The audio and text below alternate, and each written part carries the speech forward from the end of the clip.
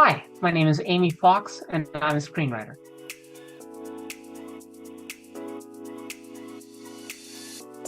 I've had several careers other than writing. I have been a nonprofit administrator.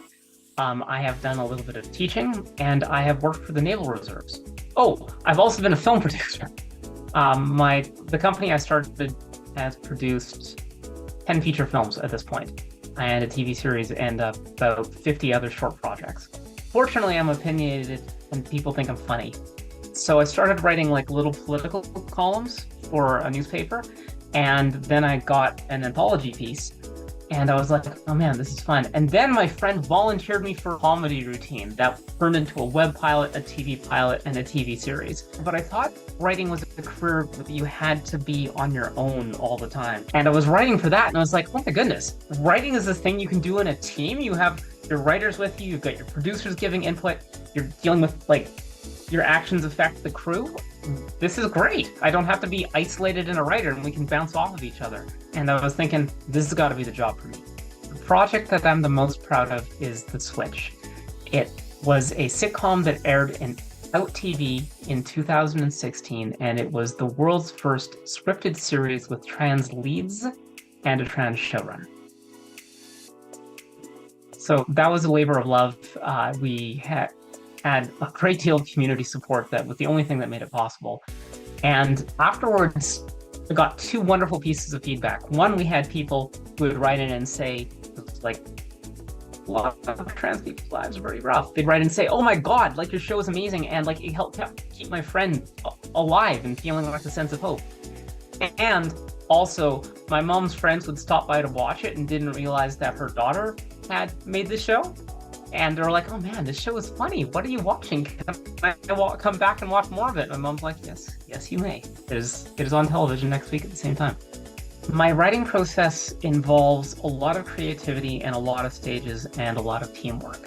So I like starting off with like really structured brainstorming, where you're going, okay, what are some problems that we need to solve? Our job right now is to come up with ideas and to try and focus those ideas around where they need to be. And so that doesn't just involve, okay, everyone like jot down 10 ideas. That can help, but be like, get up, use the room, use props, use a deck of creative ideas to drive things.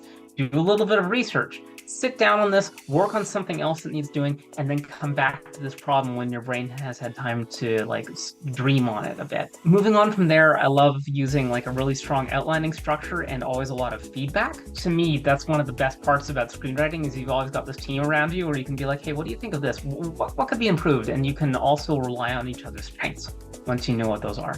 The hardest part of writing, especially for screenwriting, is that you are attempting over and over and over again. And sometimes I'm wondering, man, what am I doing wrong here?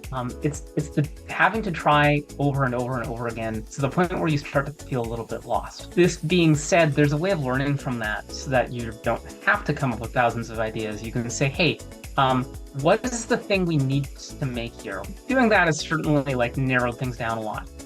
I would love to work on any franchise that is doing weird and interesting stuff with science fiction.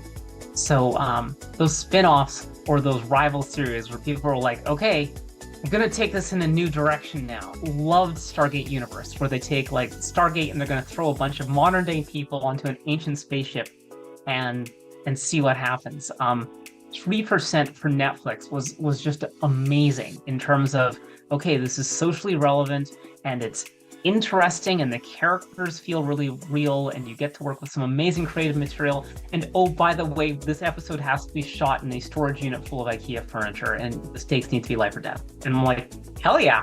Like those, like my dream, like a lot of writers are like, I want to make the next Game of Thrones or the next Lord of the Rings. And I'm like, I want to make the next show that people go, yeah, the Lord of the Rings was good, but like a lot, like anything looks good if you throw enough money at it. the screen, but man, the story in that was amazing. And they used their actors and they used their set, and everything was done really smart, and there was a lot of heart in it. I have both short-term goals and long-term goals.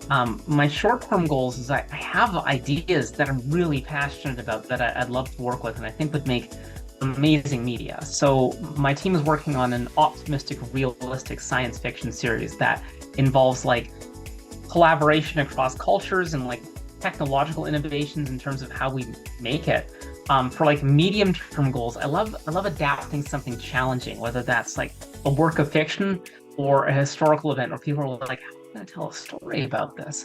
I've got to do that with audio plays in the past, and sometimes we're like, okay, we've got an 800-page novel that we need to adapt into a 2-hour audio play, and it can't use anything other than beginner's level English. Awesome. Alexander Dumas, let's see what we can do. What I want is that feeling of community from work. I want to be a part of a team that works across multiple seasons, ideally across multiple projects. We come together again and again doing something we love.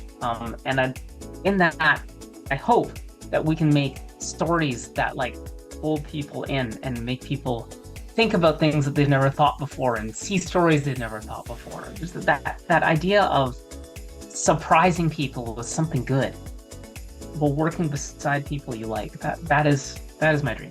So my favorite movie, according to number of times watched, is either has to be The Muppet Christmas Carol or Starship Troopers. The Muppet Christmas Carol is this beautiful intersection of everything that makes the Muppets great and everything that makes the Christmas Carol great. Unlike other Christmas carols, this has the voice of the narrator, and everything is like, it's the right setting, the characters are right, the characters are just the right level of heightened for Dickens. It's got that kind of Victorian feel, and at the same time it has like singing animals.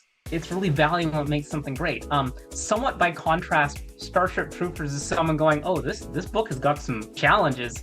They adapted, I believe they actually adapted a script called Bug Hunt on Planet Zero, and we're like, what if we combined this Bug Hunt on Planet Zero with one of the most famous science fiction novels ever written?